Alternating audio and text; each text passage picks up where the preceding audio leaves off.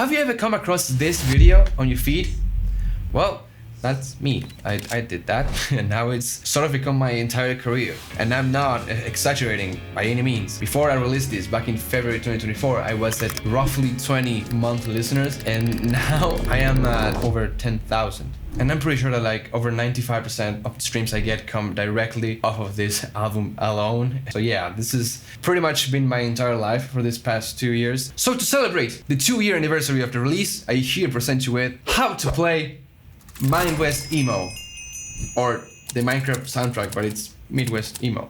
But that's a very long name. This is something that a lot of you have been asking for forever now, and I promised I was gonna do it, so here we are. Quick disclaimer though, this is gonna be a lesson on how to play the bass and guitar parts only. If you, however, play any other harmonic instrument like the keys, I'm gonna be labeling every part of the tabs with the actual chords that the guitars are underlying, so you can play along and maybe figure out the part by ear. And of course, if you play any other melodic instrument like the flute or the trumpet, wherever, you can also follow along and try to figure it out yourself. And if you play the drums, I think you get the point. Before we begin though, I really want to emphasize how truly grateful I am for this project. I have gotten a lot more exposure and hence opportunities to meet and work with amazing people, all thanks to this album. For example, a few weeks back, I had the chance to talk with the head of a project that is building a new social media platform to fight the seemingly never-ending rise of AI, and they offered to sponsor this video. So I want to take a minute to talk about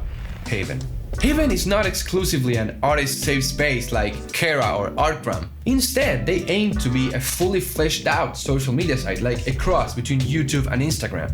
They're offering free and automatic art poisoning, so everything that's uploaded to the site gets processed in a way that AI scrapers cannot learn anything from them, all the while not adding any humanly perceivable differences to the piece at all. They even make it very easy for you to make the switch from another site by giving you the option to import all your posts, follower and following lists directly off of any other social media profile of your choice. Haven heavily emphasizes on the importance of users' privacy and data.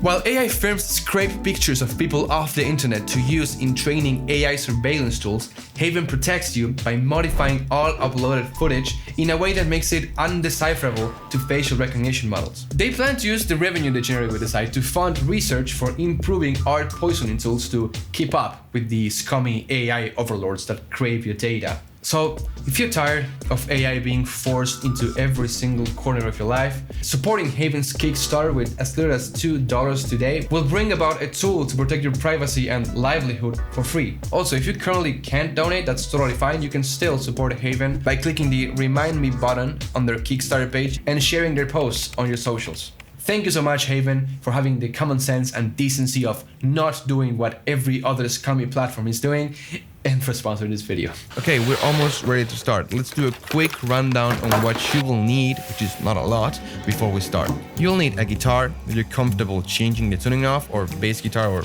both, depending on what you play. This will be more directed towards electric, but acoustic could also work. A capo, a guitar or bass pick. However, most of these could be played without one, although they will sound slightly different. A guitar amp, real or virtual, or an audio interface, DI box, or whatever it is you plug your guitar into. And this one is more optional, but if you have them, stuff like compression, overdrive, fuzz, delay, and reverb pedals could get you closer to the original sound. Okay, now, throughout this video, we will be using two different guitar tunings that are not standard. The first one, which is a very popular one, is drop D, which is exactly like standard tuning, but you just take your low E string and drop it down a whole step to D. Drop D. And the second one is a variation of that. Once you're in drop D, you're gonna tune your third string down a half step to an F sharp, and your second string down a whole step to an A. Okay, now that you know this, you will see this text indicating what tuning we're currently using and which fret we're using a capo on. Alright, we're all set now, so grab your guitar and get comfy. And we're gonna do this in order, so that means our first track is the one and only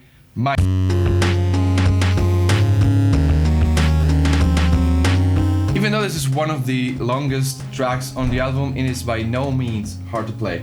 The track itself has like 5 different guitars playing simultaneously, but we're gonna be narrowing it down to like 2 or 3. So if you have a friend who also plays guitar and also likes the album, you can hang out and learn it together. The song itself is just an intro and a 16 bar loop that repeats, and it's just carried by the changes in the drum patterns. So to start, we'll cover what I like to call guitar 1. For the intro, the part is played on the lower 3 strings of a guitar only. Starting with this shape, which is kind of a stretch. This is a minor third, inverted minor third, that then goes to this shape, which is a add 9 power chord. You probably are familiar with that if you played any like metal songs from the 2000s. This is a very common shape. It just goes to this 5th string, 3rd fret, and you're gonna let that 4th string ring out, and you're gonna be resolving that with this shape here, which is in the 5th fret. It's kind of like that add 9 power chord, but instead of playing the 9th, you're gonna wanna move up a string or down a string and play the 6th like this. And then we're gonna repeat that phrase, but after this, when we come here, instead of resolving to this shape here, we're just gonna play this note. Now you're gonna wanna play that one more time, but at the very end, you're gonna resolve like this. So it should sound something like this.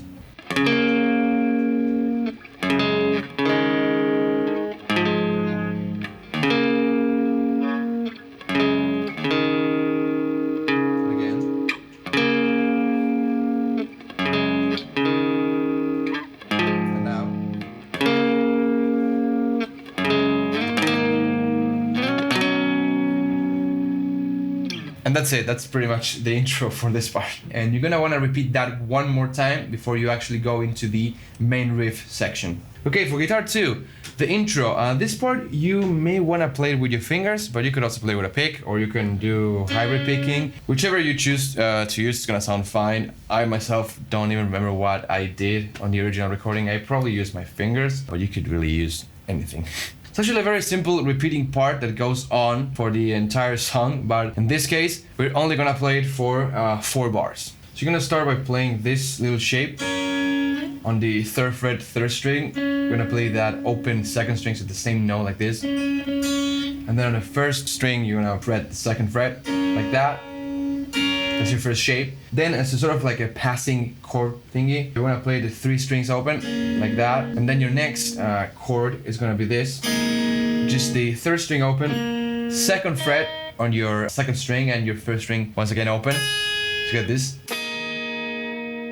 And then you're gonna just move that middle finger like this. And that's your shape. And the second time around it's kind of the same, but it's gonna end differently. It ends on this same open shape thingy, like we just play the 3 strings open, like that. It will be something like this.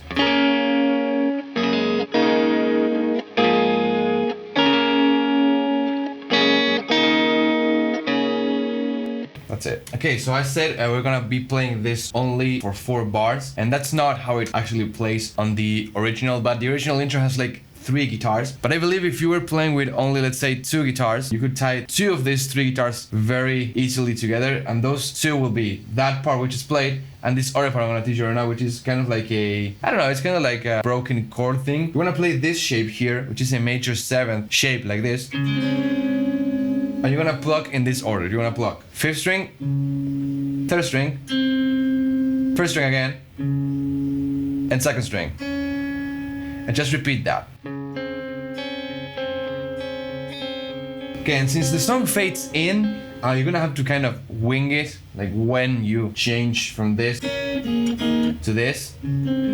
By listening to it, you're probably gonna figure it out. And the only thing you wanna do differently with this shape is that the last 2 bars before the beat kind of drops, you wanna change it, and it's gonna be the same picking pattern like this. It's like 5, 3, 5, 2. It's gonna be the same pattern, but you're just gonna lift your fingers and just gonna play everything open like this. That's it. You wanna play that just twice, or 2 measures, actually not twice, it will be like 4 times before the actual like main riff.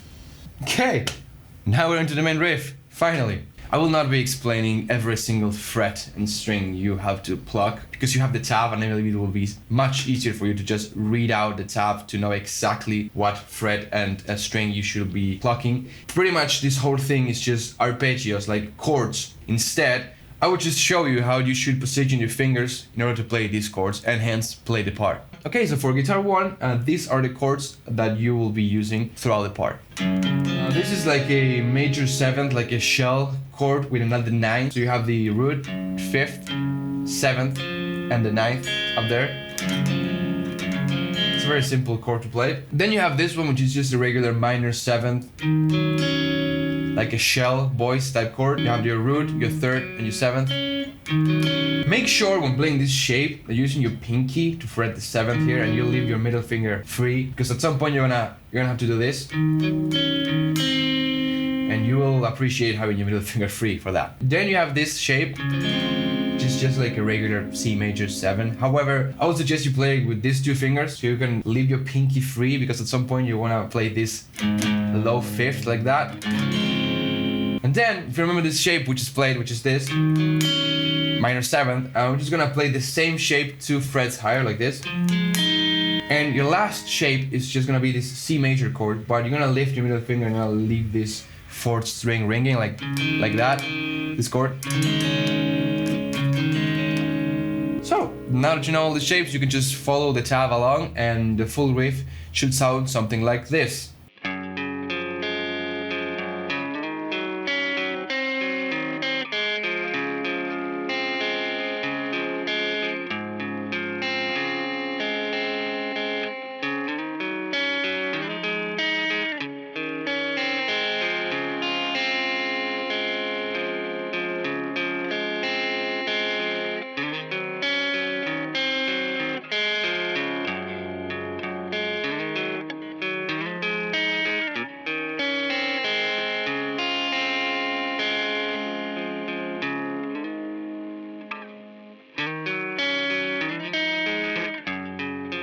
Okay, now for the main riff, if you're guitar 2, you're gonna be playing these shapes, which is also a major 7th shape. Then we have a capo here, we're gonna be playing this open.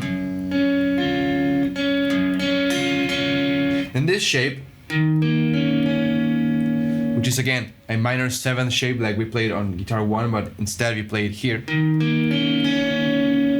Then the same, but move it up 2 frets like that. Very angsty. And then your last chord is the same one you played on the intro, which is this.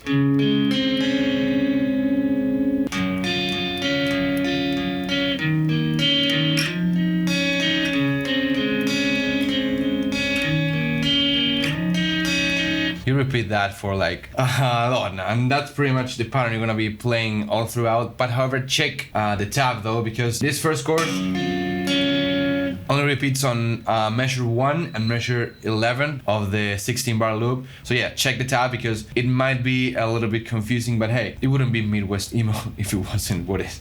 Now, the bass part in this thing is literally what ties everything together. If it weren't for the bass, there wouldn't be a lot of harmonic movement. It would just be twinkly guitars playing seemingly random stuff. So here's the bass part for anybody interested.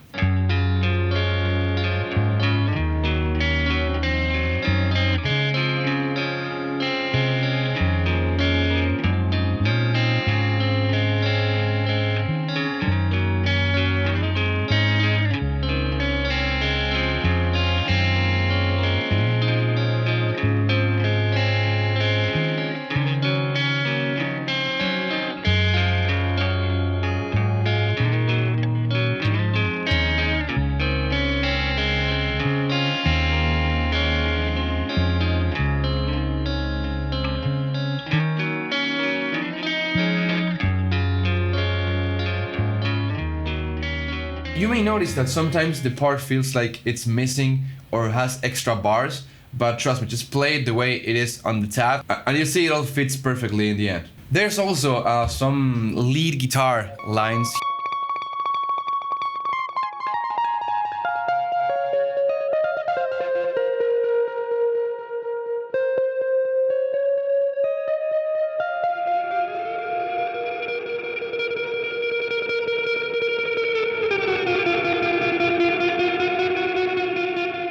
but they kind of serve like to feel the atmosphere of the song more, not necessarily as lead melodies per se. But if you're interested, you can get the tabs and just learn them yourself. And I think that'll be all for track 1. Okay, moving on to track 2. This seems to be everybody's favorite for some reason, probably because it's the one that resembles the original the most. So yeah, I'll credit to C418 for that. And of course, the track I'm talking about is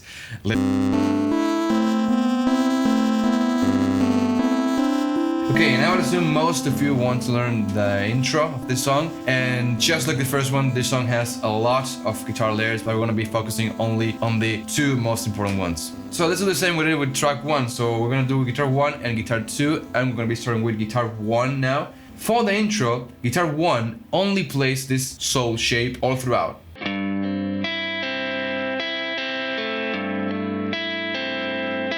And actually you'll find that most of the chord shapes for guitar 1 throughout the song are based around this same shape. But if you're guitar 2, you're gonna have a bit more fun. Not too much more, so don't get too excited. So guitar 2 plays this weird pattern.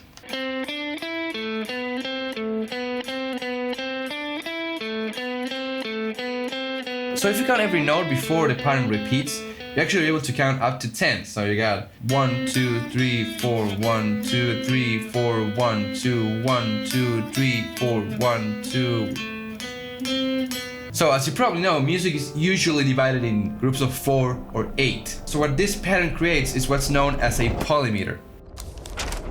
As this pattern repeats on top of guitar 1's pattern, the start of both patterns goes out of sync, because guitar 2's part is a quarter measure longer. The cool thing about polymeters though is, at some point, the mess resolves. So here we have a guitar 1 that is, let's say, 8 notes long, but we're gonna cut it in half for convenience. So we'll say it's 4 notes long, and guitar 2 here is 10 notes long, but again, we're gonna cut it in half to 5. So, as I said before, after the first 4 notes, guitar 2 will go out of sync in relation to guitar 1. But once we go past our least common multiple number of notes, which in this case is 20, the patterns will have aligned once more. I know this is some very nerdy stuff, but it's just so cool. And it's also all over the album, so I might as well just get it out now. Okay, so for the rest of the song, as I told you before, guitar 1 essentially plays the same voicings, but changing the bass note. So for the intro, we're playing this shape. So you have our bass on our 5th fret on the 6th string, and then when the drums come in, we're actually gonna just drop that index finger, just gonna play like this. We're gonna play this 5th string open. Then we're gonna change here, actually like a bit tricky because you wanna flip your fingers like that, so you can preserve this triangle shape here, but you can also play a bass note here on the 7th fret 5th string. And we're just gonna come back here. And that's all you're gonna be playing before what I like to call the pre-drop or the pre-chorus. It's not really a chorus, it's like the climax. Let's say pre-climax. For that part, which is the pre-climax part, we get this bass line.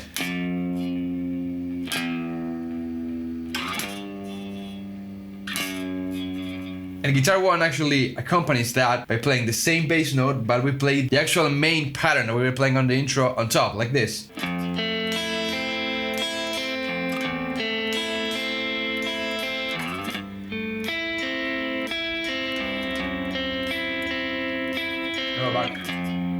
So as you could probably tell, is the exact same high note pattern, which is this, but changing the bass note. So since we're playing F on our first note, if we were to play it here, like the intro, I mean, you could do it. It's gonna be kind of a stretch to play this. So the easier way to play it will be just by rearranging the shape, by just playing. With your middle finger, you play the F bass note, and then you play 3rd fret on the 3rd string, and 3rd fret on the 2nd string, and your 1st string open, so you get the same. It's the same as here. And you have an easier access for this bass F note. And you can go down to the E.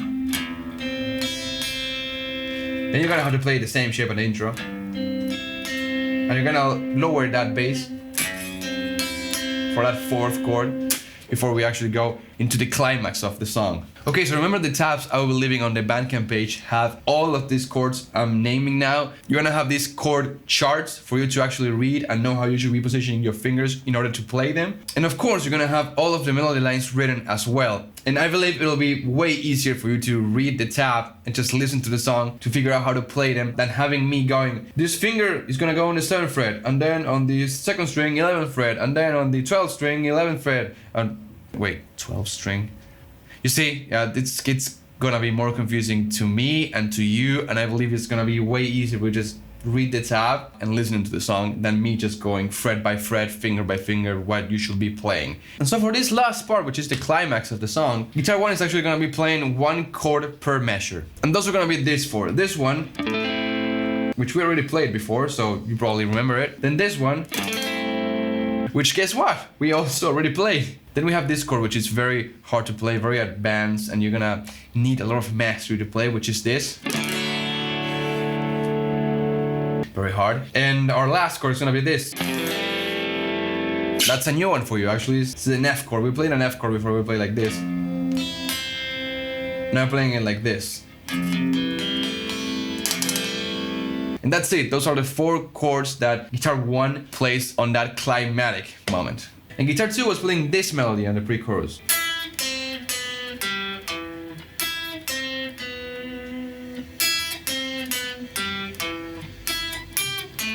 So Guitar 2 plays that exact same motif on the chorus, but you wanna play it an octave higher. So you're gonna go.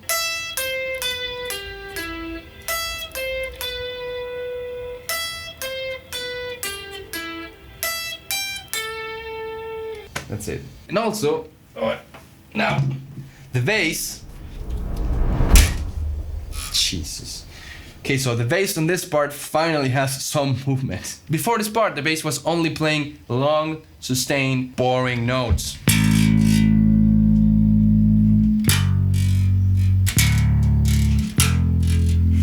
And now finally has some movement. Nothing really fancy, actually. It just follows the rhythm of Guitar 2 main melody, you know, the one me, just plays it on the bass. You just play the root note of every chord following that rhythm. So like,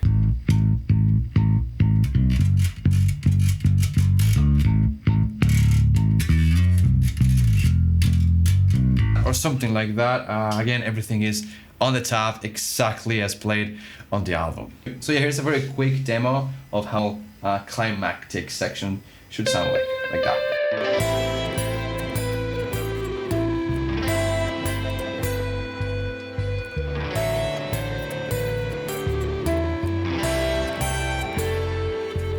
Okay, so that's Living Mice for you. You see, I told you it's not really complicated at all, and most of these parts are just the same with small variations. But I mean, do remember that I had like 20 days to make this whole project. So yeah, let's say I sort of exploited the repetition kind of to its maximum capacity. Alright, and that's all we're gonna be learning for this video. Hey, I know you expected to have the entire album here, but let's face it, I don't really have the time nor the energy to make an hour-long video teaching how to play these songs. There will be a part 2 of this and even a part 3 probably as well. I am trying to make more videos because I want to talk more and I want to just say what I think more because I just need to, otherwise I'm gonna probably kill off because we live in the worst possible time of the century. If you're interested in getting the tabs for these 2 songs, you can head over to my Bandcamp page in the link in the description. By purchasing the Minewest emo album, yes, you can pay $0, it's pay what you want. You will get a zip file containing all the high quality audio files, as well as the chord sheets and the tabs for Minecraft and Living Mice. And if you do want to support the album, by paying as little as $1, you get to keep it on your Bandcamp library forever. That means that any updates I were to make to that release, like for example, as we progress through this series of videos, more and more tabs will be added to the release and you get them all for free. So, this is gonna be all for this video so far. Hope you like it, hope you learned something. Remember, you can get the tabs in the link in the description. Thank you so much, Haven, again, for sponsoring this video. This is the first time I got sponsored and never in a million years thought I was gonna get someone interested in sponsoring a video of mine because I don't even consider myself a YouTuber, but hey, here we are. So yeah, thank you so much for watching, for listening, and for staying up until this point. If you did, if you like this video, please consider subscribing. I'm trying to post a bit more because I get a lot of joy out of making videos, editing, shooting. Everything's kind of new to me, so everything feels really exciting. So yeah, I'm gonna be doing a lot more of these. So yeah, that'll be all. Take care, and I'll see you soon. Goodbye.